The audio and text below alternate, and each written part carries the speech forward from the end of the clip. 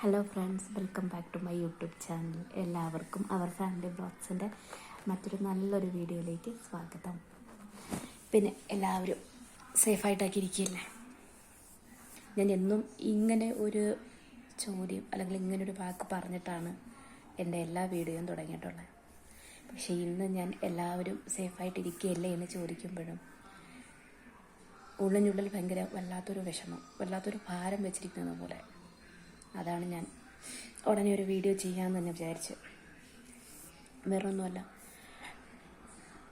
എന്താ പറയുക, എല്ലാ മാതാപിതാക്കൾക്കും ഈ ലോകത്തെ ഏറ്റവും വിലപ്പെട്ടത് എന്താണെന്ന് വെച്ചാൽ ഒറ്റ സ്വരത്തിൽ എല്ലാവരും പറയും അവരവരുടെ മക്കളാണെന്ന് പറയും, ഇല്ലേ?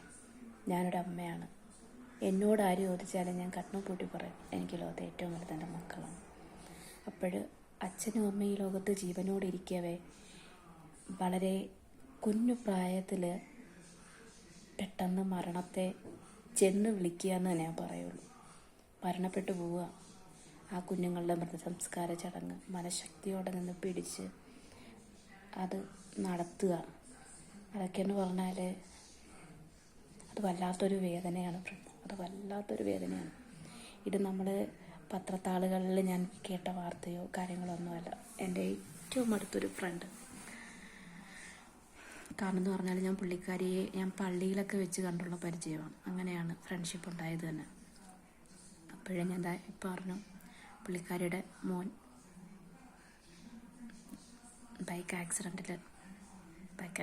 ബൈക്കിൽ പോവുമായിരുന്നു. ഓപ്പോസിറ്റ് വന്ന KSRTC ബസ്സുമായിട്ട് കൂട്ടിയിടിച്ചു വെച്ചു. മോന് 17 വയസ്സേ ഉള്ളൂ. ലൈസൻസ് പോലും ഇല്ല പുള്ളിക്കാരന്. മോൻ ലൈസൻസ് പോലും എടുത്തു കൊടുക്കുന്നതിന് മുന്നേ നടന്ന് വല്ലാത്ത വേദന ഉണ്ടാക്കുന്ന ഒരു സംഭവമാണ് മനസ്സിന്. സത്യം പറഞ്ഞാൽ ഇപ്പോഴും അത് ഉൾക്കൊള്ളാനായിട്ട് പറ്റുന്നില്ല. കാരണം നമ്മളൊരു കുഞ്ഞ് ജനിക്കേണ്ട സമയം തൊട്ട് എല്ലാ മാതാപിതാക്കളും എന്താ പറയുക, കൈ വളരുന്നോ കാല് വളരുന്നോ നോക്കി മക്കളെ വളർത്തിയെടുക്കുന്നേ. ഞാനും ഒരു അമ്മയാണ്. എനിക്കുമുണ്ട് ഒരു 12 വയസ്സുള്ളൊരു മോനുണ്ട്, 6 വയസ്സുള്ളൊരു മോളുണ്ട്. ഇത്രയും ദൂരെയാണെങ്കിലും ഞാൻ എൻ്റെ കുഞ്ഞുങ്ങളെ എപ്പോൾ ഫ്രീ ആകുന്നു അപ്പോഴൊക്കെ വിളിച്ച് സംസാരിക്കും. അവരാഹാരം കഴിച്ചു, അവരുടെ കാര്യങ്ങൾ എന്തൊക്കെയൊക്കെയാണെന്ന് ചോദിക്കാതെ ഒരു ദിവസം പോലും ജീവിതത്തിൽ ഈ നിമിഷം വരെ ഉണ്ടായിട്ടില്ല. അവർ സേഫാണ്, അവർ വീട്ടിലുണ്ട്, കുഴപ്പങ്ങളൊന്നുമില്ല എന്ന് അറിഞ്ഞ് അങ്ങനെ ഇരിക്കുന്ന ഒരവസ്ഥയിൽ തൊട്ടടുത്ത് കൺമുമ്പിൽ നിൽക്കുന്ന ഒരു മകൻ പെട്ടെന്ന് ഒരു മണിക്കൂർ കൊണ്ട് സംഭവിക്കുന്ന ഒരു മരണമെന്ന് പറഞ്ഞാൽ നമുക്കത് താങ്ങാൻ പോലും പറ്റത്തില്ല ഫ്രണ്ട്സ്. ക്ലാസ്സൊക്കെ കഴിഞ്ഞ് വന്നിട്ട് കൂട്ടുകാരൻ്റെ ബർത്ത്ഡേ പാർട്ടിക്ക് പോകാമെന്ന് പറഞ്ഞിട്ട് ലൈസൻസ് ഉള്ള ആൾ ബാക്കിലിരുന്ന്, മോന് ലൈസൻസ് ഇല്ല, വണ്ടി ഓട്ടിച്ച മോന് ലൈസൻസ് ഇല്ല, വണ്ടി പോയി പുള്ളിക്കാരൻ ആക്സിഡൻ്റായി. ബാക്കിലിരുന്ന ആൾക്ക് കുഴപ്പമില്ല, ചെറിയ ഫ്രാക്ചറും കാര്യങ്ങളേ ഉള്ളൂ, എങ്കിലും റിക്കവർ ആകുമെന്നാണ് വിശ്വസിക്കുന്നത്. പക്ഷേ മറ്റേ കുട്ടി, നമ്മുടെ പറഞ്ഞ ഈ മോൻ ഓൺ ദ സ്പോട്ടിൽ മരിച്ചു. അപ്പോഴും നമുക്ക് ഇത് കേൾക്കുമ്പം നമുക്ക് പോട്ടെ എന്നുള്ള ഒരു നിസ്സാരമായിട്ട് നമുക്കതിന് തള്ളിക്കളയാൻ പറ്റത്തില്ല. കാരണം എന്ന് പറഞ്ഞാൽ ഇനിയും എത്രയോ കാലം ജീവിക്കേണ്ട ഒരു പുതിയ തലമുറയാണ് ഓരോ അപകടങ്ങളിലും പെട്ട് നഷ്ടപ്പെടുന്നത്. അപ്പോൾ ഈ ഒരവസ്ഥയിൽ എനിക്ക് എൻ്റെ ഈ വീഡിയോ കാണുന്ന മാതാപിതാക്കന്മാരോട്, അല്ലെങ്കിൽ ചേട്ടന്മാരോട്, ചേച്ചിമാരോട്, അല്ലെങ്കിൽ കുഞ്ഞനിയന്മാരോട്, അനിയത്തിമാരോടൊക്കെ എനിക്ക് പറയാനുള്ള ഒരൊറ്റ കാര്യം അതേ ഉള്ളൂ. നമുക്ക് ഓരോന്നിനും അതിൻ്റേതായിട്ടുള്ള സമയമുണ്ട്. അത് കണക്കാക്കി നമ്മളൊരു കാര്യത്തിന് വേണ്ടി ആ കാര്യം ചെയ്യുന്നതല്ലേ നല്ലത്. ചില മാതാപിതാക്കൾ ഞാൻ കേട്ടിട്ടുണ്ട്, നീ 10ാം ക്ലാസ് പാസ്സായാലും 10ാം ക്ലാസ്സിൽ ഫുൾ A+ മേടിച്ചാൽ, അല്ലെങ്കിൽ ഡിസ്റ്റിങ്ഷൻ മേടിച്ചാൽ നിനക്ക് ഇത് മേടിച്ച് തരാം, +2 കഴിയുമ്പോൾ നിനക്ക് ഇത് മേടിച്ച് തരാം. ഇങ്ങനെ ഓഫർ കൊടുത്ത് എന്തിനാണ് കുഞ്ഞുങ്ങളെ വളർത്തുന്നത്? ഇത്രയും മാർക്ക് മേടിച്ചാൽ നിനക്കത് മേടിച്ച് തരും, ഇത്രയും കിട്ടിയില്ലെങ്കിൽ നിനക്കൊന്നും മേടിച്ച് തരത്തില്ല. നമ്മളൊക്കെ ഒന്ന് ചിന്തിച്ച് നോക്കി, നിങ്ങളൊക്കെ ഒന്ന് ചിന്തിച്ച് നോക്കി, നിങ്ങൾ പഠിക്കുന്ന സമയത്ത് നിങ്ങളുടെ ഈ ഒരു യൗവന കാലഘട്ടത്തിൽ നിങ്ങൾ കടന്നു പോയപ്പോൾ നിങ്ങളുടെ മാതാപിതാക്കൾ നിങ്ങൾക്ക് എന്തെങ്കിലും വാഗ്ദാനങ്ങൾ തന്നിട്ടാണോ നിങ്ങൾ പഠിച്ചത്? ഈ പറഞ്ഞ ഞാൻ പഠിച്ച് അല്ല. കുഞ്ഞുങ്ങളെ പറഞ്ഞ് മനസ്സിലാക്കേണ്ട കാര്യമൊന്നും ഒറ്റ കാര്യം പറഞ്ഞാൽ മതി, കുഞ്ഞുങ്ങൾക്കത് മനസ്സിലാവും. പ്രത്യേകിച്ച് ഇപ്പോഴത്തെ കുഞ്ഞുങ്ങൾക്ക് കൂടുതലും അവർ ഏറ്റവും കൂടുതൽ സ്നേഹവും പരിഗണനയും ഒക്കെ ആഗ്രഹിക്കുന്നതാണ് ഇപ്പോഴത്തെ കുഞ്ഞുങ്ങൾ. അപ്പോൾ അവരോട് വളരെ ക്ഷമയായിട്ട് വളരെ സ്നേഹത്തോടെ ഒന്ന് ചേർത്ത് പിടിക്കാൻ ആഗ്രഹിക്കുന്നതാണ് ഇപ്പോഴത്തെ കുഞ്ഞുങ്ങൾ.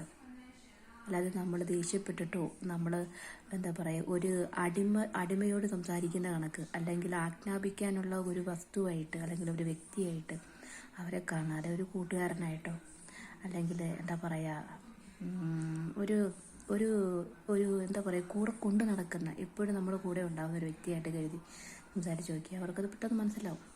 കാരണം അപ്പനും അമ്മയും പറയുന്നത് മാത്രമേ കുഞ്ഞുങ്ങൾക്ക് മനസ്സിലാകൂ. കാരണം എന്താണെന്നറിയാമോ? അവരെ പാലുകുട്ടിയതും അവരെ ഉദരത്തിൽ കൊണ്ടു നടന്നതും അവരെ കൈ പിടിച്ച് നടക്കാനായിട്ട് അവരെ പഠിപ്പിച്ചതും അവരൊരിക്കലും മറക്കത്തില്ല. അപ്പോഴും കുഞ്ഞുങ്ങൾക്ക് ഇങ്ങനെയുള്ള വാഗ്ദാനങ്ങളും ഇങ്ങനെയുള്ള കാര്യങ്ങളും അത് പ്രായത്തിനനുസരിച്ച് ലൈസൻസും ഇല്ല, ഒന്നുമില്ല, അതിന് മുന്നേ അങ്ങ് എടുത്തു കൊടുക്കുക. നീ അങ്ങ് പൊയ്ക്കോ. അല്ലെങ്കിൽ അവരവരുടെ ഇത് പറയുമ്പോഴത്തേക്കും അവരെ അത് പറഞ്ഞ് മനസ്സിലാക്കാൻ, മോനെ അങ്ങനെ ചെയ്യണ്ട, അങ്ങനെയുള്ള കുറേ കാര്യങ്ങളുണ്ട്. നമ്മൾ ദിനംപ്രതി കേൾക്കുന്നതാണ്. എല്ലാ ന്യൂസ് പേപ്പറുകളിലും നമ്മൾ ചരമകോളം ഒന്നെടുത്ത് നോക്കി, കൂടുതൽ അപകട മരണങ്ങളായിരിക്കും.